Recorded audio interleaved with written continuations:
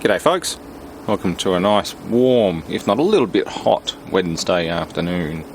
It is wonderful here at the moment.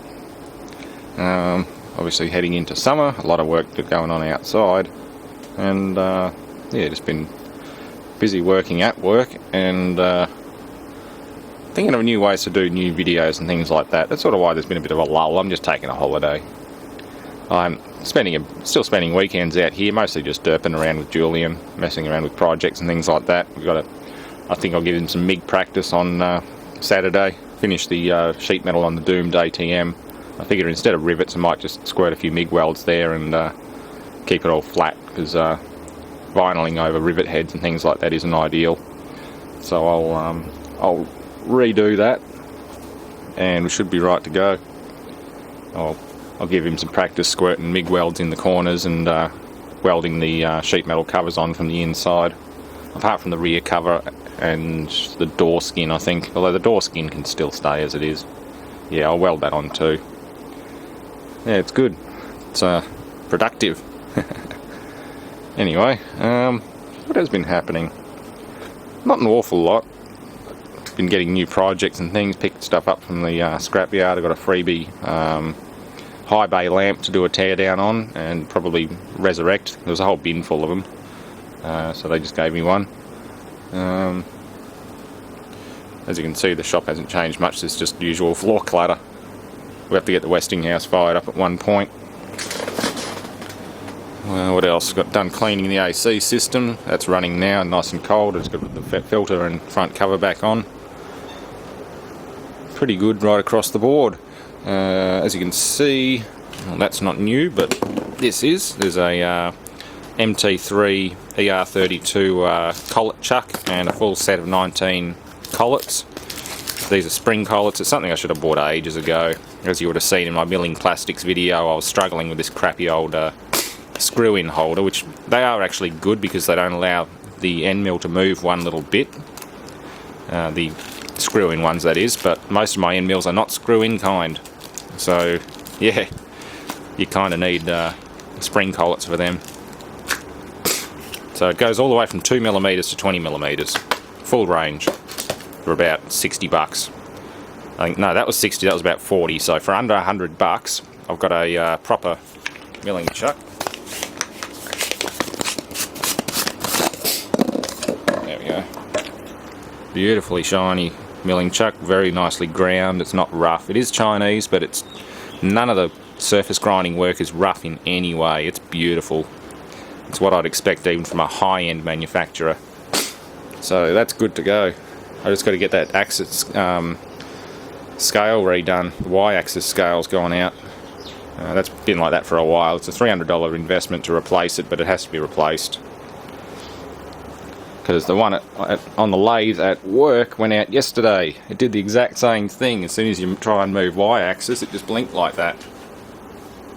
And I took it apart, opened up the little reader assembly, and coolant dropped out. So yeah, fine printed circuit board and electronics plus coolant, not a good thing. I'm guessing this one's had the same thing happen just over a long period of time. It's probably been saturated for a while, but just through use, it's probably eroded some of the components on the board. Maybe one of the surface mount resistors has had the ends eroded off it and gone open. It could possibly be repaired. I'm hanging on to the one that we're replacing at the moment. I might put that under the microscope and have a look at the ends of the resistor and the microchip and all that sort of thing, because there's a lot of green and corrosion on there indicating it's been working fine but coolant logged for a while, and now something has all of a sudden gone open. So that's good. Autopsy you'll see a video of. I did get that chuck off and apart. Autopsy or repair, that was sent in by a subscriber of mine. You'll see a video of that one. I'm not going to tell you too much more on it. Let's just say it met an unfortunate fate. And the biggest thing I've been playing around with is Elise, my beautiful ML270. Driving her all week, well, for the last week and a half now, non-stop, every day. And some fairly long runs, not a problem. Purrs along nicely. Still needs injectors, that's next. Little puff of white smoke and the definite smell of incomplete combustion at idle. combined with a noticeable slightly erratic idle because of the fuel getting in prematurely. Very minor, but it's probably going to start to get worse, and I'm going to basically drive her minimally until I get a Rico set. Like very minimally, because I don't want melted piston valves or turbocharger. That's what happens when the injectors go really bad and just constantly leak a lot of fuel in there. You notice a lot of black smoke and eventually a very loud, uncomfortable noise, and the engine stops. So yeah, beware of leaky injectors. They don't get better, they get worse, and when they get worse, they cause all kinds of carnage. And I hate to think what a replacement long engine, like complete long block for one of these would be worth in Australia. I'd basically write the car off. Almost. Yeah, essentially have to write the car off or find another one and just transfer all my new stuff over to it. So I'm going to baby this one. I need to know where the engine number is on these two. There's so much crap bolted onto it, there's no way you can really see a legible engine number. So I want to compare it to the original sale documents and just see if it's ever been changed out. Because this engine's tight and strong. I'd be willing to bet if it's... I mean, it wouldn't surprise me. These engines are good for over 800,000 Ks. It wouldn't surprise me if it's original and still as strong as it was the day it left the factory. Or maybe it's been changed out. I don't know. It's not important. What's important is maintenance. And again, the electronic EGR delete, perfect, not a problem. Better idle control, better response. Yeah, EGR's just not there. The hose is gone. I took the transducer and everything out. There's just a few little components heat shrunk and tucked into the loom. You wouldn't even know it's there. The body itself doesn't restrict too much, and I'm not going to open that up because that's high pressure exhaust on that side. At least until I do an intake manifold clean, and I'll take the whole EGR system out essentially. I might just get a machine up an adapter, or just leave this body open and plug that cap, that end off. Not that it needs to be capped off, it's the vacuum diaphragm there that opens it anyway, so it can just remain open to air.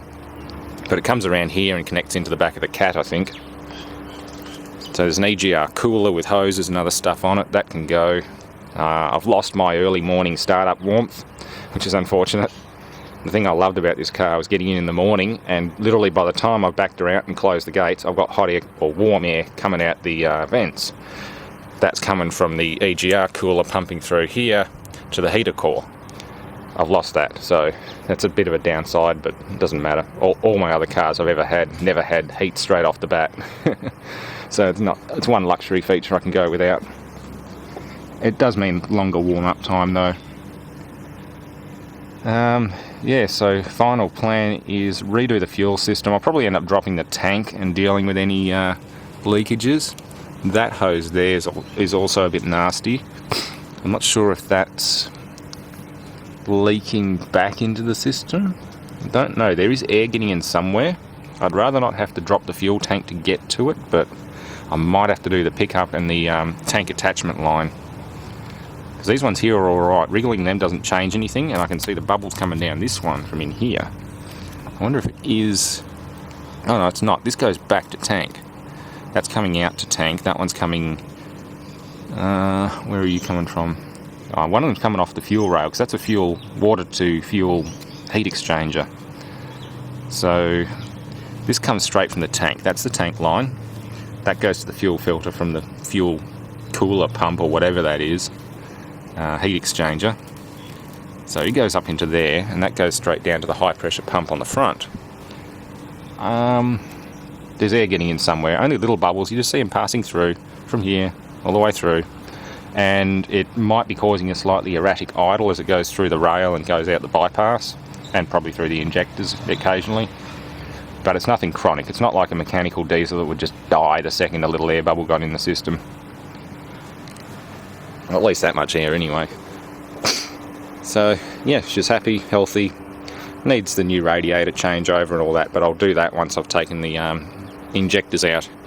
Sent them off to probably AG Diesel for Rico, or I'll see if I can get a cheap changeover set or something. Like $250 is what I'm saying, cheap, each. It's not going to be cheap, it's going to be $1,250 minimum, but that'll make it purr like a brand new car. everything else has been done. I've done the main drive belt. I'd like to do the water pump eventually. Again, that's something I should probably do while the radiator's out, so I might order a water pump depending on what the budget's like. One thing I want to change is the PWM controlled fan. That's basically a speed control module there with the heat sinks on it. It doesn't come on until the AC high side reaches a certain pressure, like an abnormally high pressure, and then it sort of coasts and changes its speed accordingly. I'd rather just have it come on or off. So I might look into hardwiring it so it just bypasses the PWM control and just goes hard on or hard off with a soft start, or boosting it. Well, there really isn't much room. I could probably put a couple of little pusher fans in there, but that's about it. There's not a lot of room. Yeah, this is a fun project. As you can tell, I'm having fun just working out ways to modify it. And again, diesel engines are fun. This one's incredibly strong. Surpassed all my expectations of what a 2.7 in a 2.1 or basically 2-ton vehicle would do. And yeah, anyway, I think that's about all. Not a lot more else going. I've got a couple of videos to upload, including this one.